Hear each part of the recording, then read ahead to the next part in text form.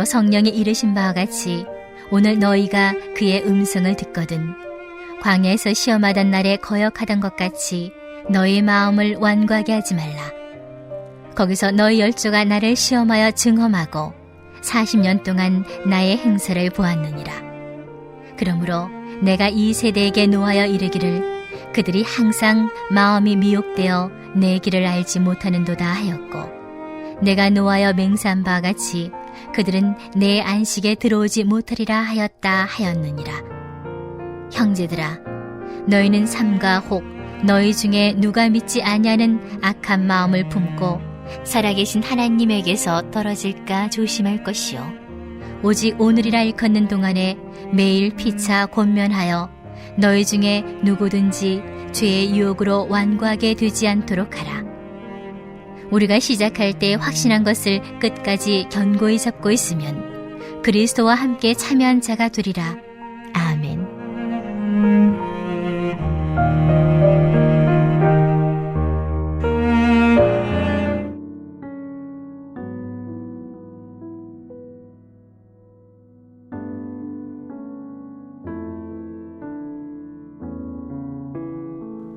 히브리서는 유대인이 유대인에게 쓴 편지입니다. 그러니까 그 역사를 잘 알죠.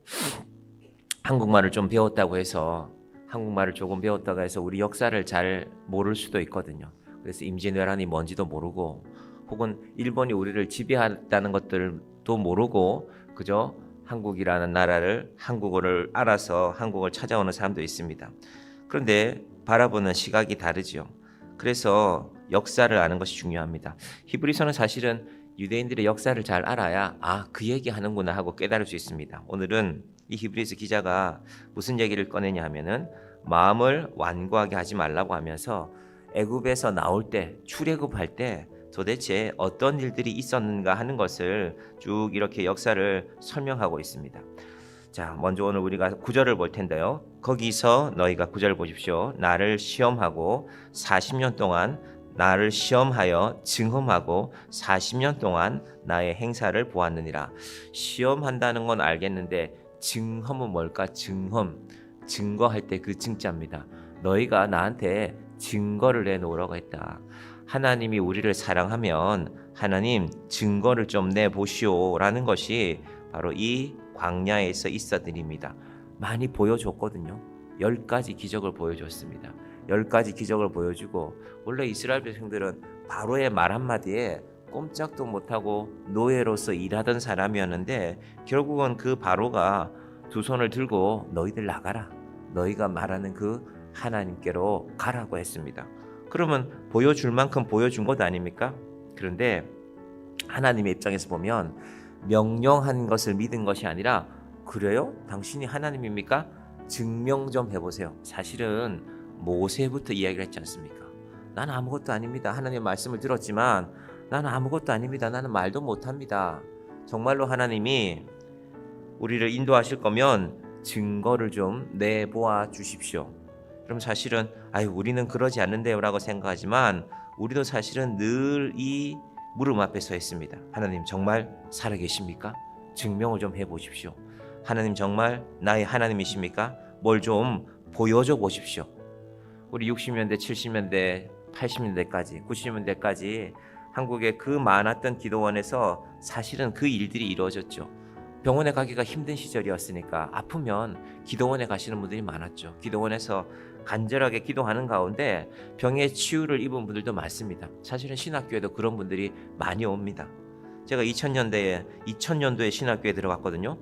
그런데 그때도 그런 분들이 꽤 여러 분 계셨습니다. 연세가 많은 분도 아닙니다. 젊은 분들 가운데도 병원에서는 안 됩니다 라는 얘기를 듣고 기도원에 가서 기도하는 가운데 혹은 가족 가운데 당신 어머니 병원에서는 고칠 수 없습니다 라는 얘기를 듣고 어머니를 모시고 이제 본인은 사실은 그런 믿음이 아니었는데 어머니가 내가 기도하다가 죽겠다 하는 말씀 하시니까 기도원에 따라가서 어머니와 함께 기도하다가 내가 신학 공부하고 목회자의 길을 가겠다. 그런 분들이 제가 신학 공부한 시절이 이제 오늘 기준으로 하면 25년 전인데 그 시절에도 분명히 있었습니다. 근데 그 25년 동안에도 너무 많은 변화가 있었습니다. 기적이 믿음을 완성하는 게 아닙니다. 기적은 순간 보여줄 수 있습니다. 근데 여러분 기적이라는 건요, 한번 맛보고 나면 더 큰 기적을 맛보고 싶습니다. 쉽게 생각하면 돈의 문제가 그럴 수 있습니다. 하나님, 저 100만 원만 주시면 저 정말 잘 믿을 겁니다. 그래서 정말로 하나님이 채우신다 치면 이제 됐습니다. 하나님, 더 이상 제가 이런 얘기는 안 하겠습니다. 하지 않거든요. 하나님, 1000만 원 좀 주시면 더 좋겠는데 지난번에 제가 좀 실수한 것 같습니다. 제가 말을 잘못해서 사실은 그게 1000만 원 필요한 건데, 여러분 이게 유치한 얘기 같지만 사실은 우리 믿음이 그 자리에서 맴돌 때가 많습니다. 그래서 우리의 이 한국교회가 오늘날 왜 이런 아픔들이 있을까 한번 곰곰이 생각해 보면, 왜 세상이 교회에 대해서 신뢰하지 못할까? 우리가 얻었다는 그 구원이 세상이 보기에는 저 사람들의 저 구원이 너무 가벼워 보이는 것입니다. 우리는 진리를 믿고 있음에도 불구하고 어느새 우리의 마음이 하나님이 아니라 다른 것 바라보는 것입니다. 사람이 많이 모이면, 제가 목사가 아니라면 저도 신앙생활하면 사람 많이 모이는 교회가 편하지. 찬송 소리도 크고 뭐 오케스트라도 있고. 여러분, 눈에 보이는 데서 큰 교회들이 진리가 아니라는 것이 아니라 우리가 교회를 선택할 때 눈에 보이는 것만으로 선택할 수 있습니다. 그런데 저는 한편으로는 유명한 교회들이, 큰 교회들이 목사님이 10년, 20년, 30년 목회하고 그 다음 목회자에게 이 담임 목사의 이 지도력이 위임되는 과정에서 얼마나 많은 아픔이 있는지 모릅니다. 눈에 보이는 큰 것을 믿었으니까 결국 사람으로 나눠집니다. 나는 원로 목사님 더 좋아. 새로운 담임 목사님 잘하는데 왜 그래? 그 아픔이 요즘은 그걸 교회 안 가도요, 세상의 방송이 보도해 줍니다. 제가 말씀드리지 않아도 여러분들도 최근에도 어떤 일들이 일어나는 걸 잘 알고 계실 것입니다. 몇백만 명이 보니까요, 그 영상을. 하나님께서 그래서 우리의 정의한교회의 믿음의 결과는 말씀을 따라가는 데 있기를 바랍니다. 누가 하든 성경 말씀에 그렇게 되어져 있으니까 우리 신앙생활 곰곰이 생각하면요, 내 마음에 드는 사람이랑만 함께하고 싶습니다. 여러분, 교회가 좀 성숙해지면 어떻게 소그룹을 짜도 상관이 없습니다. 구역 배정을 어떻게 해도. 제가 제 고향 교회를 보면 제 고향 교회도 시골 교회 치고는 적지 않아요. 한 60명쯤 이렇게 성도들 있고 젊은 분들도 계세요. 교회 학교도 잘 되고 있고 어린이집을 잘 운영하시거든요. 그 원장님이 어린이집을 20몇 년을 운영해 오셨기 때문에 30년 가까이 운영해 오셨기 때문에 거기서 자라난 4살, 5살, 6살 아이들이 초등학교 입학해서도 교회를 나오고 그렇게 자라난 아이들이 있습니다. 근데 가만히 보면 제가 어렸을 때는 교회 집사님, 권사님, 장로님 이런 분들이 서로 불편한 분들이 있었어요. 어린 제가 봐도 그게 보여요. 저분들은 서로 불편하구나. 교인들끼리 식사를 같이 할 때도 있잖아요. 그래도 멀찍하게 앉아요. 역시 반대편에 상에 한 사람은 이쪽에 앉고 한 분은 저 끝에 가서 앉아요. 그렇구나. 근데 지금 보면 한두 번씩은 다 불편함을 지나고 이제는 누구라도 괜찮아요. 젊은 시절에는 그 마음이 이렇게 날카로울 때도 있었지만 이제는 다, 여러분, 예수 믿으면 그게 정상입니다. 예수 믿는데 끝까지 난 네가 마음에 안 들어. 그럼 그건 교회가 아니죠. 그거는 밖에 나가서 무슨 다른 모임을 해야죠. 내 마음에 드는 사람만 모여야죠. 하나님께서 우리 마음속에 있는 불순종은 무엇인지 이 히브리서 말씀 가운데서 잘 깨닫기를 바랍니다. 그들은 끊임없이 기적을 요구했습니다. 이것도 보여주세요. 저것도 보여주세요. 하나님이 이것도 보여주고 저것도 보여주고. 이 하나님 말씀에는요, 너희가 나를 증험하였도다. 너희가 나한테 증명을 요구하였도다. 저희 아이가 가끔 사줄 거야 하면 그래 사줄게. 언제 사줄 거야. 증명하라고 그렇게 말할 때가 있습니다. 물론 아이니까 그러지만요, 가만히 듣다 보면 서운할 때가 있어요. 얘가 나를 못 믿나? 얘가 부모 말을 잘 못 믿는구나. 이게 머리가 커져가니까 점점 생각하는 게 많아질 거 아닙니까? 그러니까 의심도 생겨나죠. 그게 자라나는 것 아닙니까? 하나님께서는, 하나님의 입장에서는 그 마음을 잘 생각해 보면 너희가 참 나를 못 믿는구나. 출애굽 1세대는 10가지 기적을 본 사람들입니다. 광야에서도 모세를 따라 나서면서 모세와 함께하는 광야 40년 동안에 수많은 기적들을 보지 않았습니까? 아무것도 없는 땅에서 40년 동안 먹고 살았습니다. 적어도 200만 명이. 여러분, 우리가 이번에 어딥니까? 속초 갔을 때 우리 교인 20명 남짓 이렇게 갔었는데 20몇 명 갔었나요?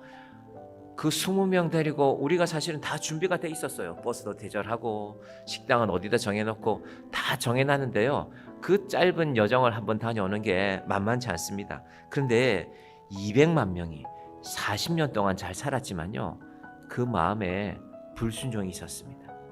여전히 두려워하고 여전히 염려하고, 오늘 우리가 불렀던 찬송 가사에 보시면 왜 너 인생은 언제나 거기서 저 큰 바다 물결 보고, 여러분 우리 인생이 하나님 믿는다고 하면서 오우 저 바다가 저 파도가 치는데 저 바다를 내가 어떻게 건너가나, 그것이 바로 우리의 믿음일 때가 있습니다. 여러분, 그래서 믿음이라는 것은요, 한 번 순종하는 것이 아닙니다. 그래서 오늘 말씀하는 것이 무엇이냐면요, 오늘에 대해서 강조하고 있습니다. 여러분, 믿음은 오늘 믿는 것입니다. 자, 13절로 가봅니다. 자, 12절부터 볼까요? 형제들아, 너희는 삼가 혹 너희 중에 누가 믿지 아니하는 악한 마음을 품고 살아계신 하나님에게서 떨어질까 조심할 것이요. 오늘 이 사건을, 이 히브리서 3장을 전개하는 가운데 출애굽기 17장에 마사와 무리바의 사건을, 마사라는 말은 시험하다는 것이고 하나님 물이 없는데, 무리바라는 말은 다투다는 것입니다. 시험하고 다투다. 하나님 우리가 목말라 죽겠습니다. 하나님을 시험하고, 그리고 그 일로 인하여서 하나님과 다투고 사람들이 서로 다투었습니다. 결국 모세가 여기서 하나님께 불순종하는 장면도 등장하거든요. 자, 그런데 그 일에 대해서 뭐라고 말하냐면 13절, 오직 오늘이라 일컫는 동안에 매일 피차 권면하며. 우리는 신앙을, 내가 옛날에는 예수 잘 믿었는데, 내가 옛날에는 봉사 많이 했는데, 자기 자신이 생각하기도 하고 누군가에게 자랑하기도 합니다. 여러분, 과거는 우리가 손댈 수 없는 부분 아닙니까? 그래서 과거를 자꾸 이야기하고 과거를 자꾸 생각하는 건요, 죄송하지만 불신앙입니다. 하나님은 오늘 일하시는 분입니다. 혹은 어떤 분들은 내일은 잘 될 거야. 이게 믿음이 아니라 막연한 기대가 될 수 있습니다. 신앙은요, 오늘 잘하는 것입니다. 오직 오늘이라 일컫는 동안에 매일 피차 권면하며. 그런데 오늘 잘하는 게 쉽지 않거든요. 왜? 현실은 힘드니까, 현실은 어려우니까. 그래서 매일 피차 권면하는 것이 바로 믿음입니다. 여러분, 피차 권면하시기 바랍니다. 여러분은 어쩌면 저보다 우리 교인들의 누군가의 사정을 더 잘 알 수도 있잖아요. 아, 저분이 이것 때문에 힘들어하는구나, 저분이 몸이 아파서 힘들어하는구나. 매일 피차 권면하며 전화 한번 하시고 한번 안부를 물으시고 내가 기도하고 있어라고 말해주시고, 이어지는 말씀 보면 13절 하반절에 너희 중에 누구든지 죄의 유혹으로 완고하게 되지 않도록 하라. 과거에 매여 있고 미래에 대한 막연한 기대만 갖고 살아가면요, 완고해집니다. 왜냐하면 오늘을 인정하지 않거든요. 오늘은 싫어요. 나 이런 모습은 싫은데. 그런데 믿음이라는 것은 오늘 이루어가는 것입니다. 오늘 기도하고, 오늘 기도함으로, 오늘 미래를 준비함으로 우리의 내일이 달라지는 것입니다. 여러분, 믿음도 그러하지만 사실은 인생도 그렇습니다. 고등학교 1학년 때 입학했을 때 아이들이 무슨 뭐라 그러나요? 뭐 희망대학, 희망학과 이런 걸 제가 걷어서 담임선생님한테 낸 적이 있습니다. 걷어서 이렇게 쭉 한번 보니까요, 아마 저희 반에 서울대학을 안 쓰는 애가 하나도 없었던 것 같아요. 한 명 있었던 것 같아요. 그 친구는 어느 학교였는지 기억이 안 나는데 우리 그 선생님이 받아보고 어떻게 했습니까? 피식 웃었죠. 야, 너희가 오늘처럼 공부하면 서울대학 갈 놈은 하나도 없다. 저는 그 말이 생각나요. 오늘처럼 공부하면, 오늘 달라져야 간다는 것입니다. 그런데 그 말을 들었는지 그날부터 하는 일이 달라지는 애들이 있다고요.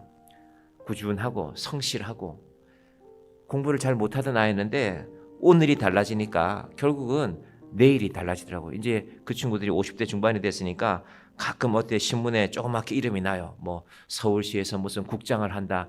아, 가만히 보니까 제 고등학교 동창 중에 서울대학교 도시공학과를 간 친구가 있는데 그 친구 같아. 이름이 독특했거든요. 야, 이 친구가 그렇게 꾸준히 하더니만은 하루 2시간을 자전거를 타고 와서 공부하고 집에 갈 때 또 2시간 타고 가야 될 거 아닙니까? 그 자체로도 힘들었을 것인데 묵묵히 하니까, 오늘이 달라지니까 내일이 달라지는 것입니다. 세상의 성공이 중요한 것이 아니라 우리의 믿음이 그렇다는 것입니다. 여러분, 우리의 믿음이 오늘 기도하고 오늘 말씀을 의지하고 오늘 피차 권면하여 끝까지 지켜가는 믿음이 되기를 바랍니다. 광야에서 출애굽할 때 나온 사람들은 아무도 가나안 땅에 들어가지 못했습니다. 그분들의 목적이, 그 사람들의 목적이 가나안 땅에 들어가는 것인데 못 들어갔다니까요. 완고하였기 때문에, 오늘 순종하지 않았기 때문에, 피차 권면하지 않았기 때문에 우리의 믿음이 오늘 순종하는 믿음이 되기를 바랍니다. 오늘 기도하는 믿음이 되기를 바랍니다. 피차 권면함으로 하나님 앞에서 우리의 하나님이 이끄시는 하나님의 나라에 이르는 그날까지 피차 권면함으로 죄의 유혹으로 완고하게 되지 않는 우리의 믿음이 되기를 간절히 축원드립니다. 기도하겠습니다. 하나님 아버지, 감사합니다. 애굽에서 나올 때 수많은 사람들이 모세와 함께하였습니다. 그들은 많은 기적을 맛보았습니다. 홍해가 갈라지는 것도 보았습니다. 그러나 끝까지 믿음을 지켜가지는 못했습니다. 그래서 하나님께서는 광야에서, 애굽에서 나온 모든 사람들은 죽게 하였고 그의 광야에서 태어난 아이들, 새롭게 자라난 아이들과 약속하였습니다. 그리고 그들이 가나안 땅의 주인이 되었습니다. 하나님 아버지, 우리의 믿음이 어제에 매여있는 믿음이 되지 않게 하여 주시옵소서. 막연히 내일이면 좋게 될 거야, 막연한 기대가 있는 믿음이 아니라 오늘 순종하며, 하나님 오늘 기도하며 나아갑니다. 오늘 말씀을 붙들고 나아갑니다. 내일은 내가 새로워지게 하여 주시옵소서. 순종함으로 하나님의 인정을 받고 순종함으로 믿음의 땅에 이르는 우리 자녀들 되게 하여 주시옵소서. 피차 권면하라고 하였습니다. 홀로 기도하지 말고 곁에 있는 자들을 격려하며 믿음으로 권면하며 함께 나아가는 주의 자녀들 되게 하여 주시옵소서. 함께 웃고 함께 울고 함께 믿음으로 살아가고 함께 찬양하며 오늘 이 아침에 하나님께 영광을 돌립니다. 주여, 우리의 기도를 들어 주시옵소서. 예수님의 이름으로 기도드립니다. 아멘.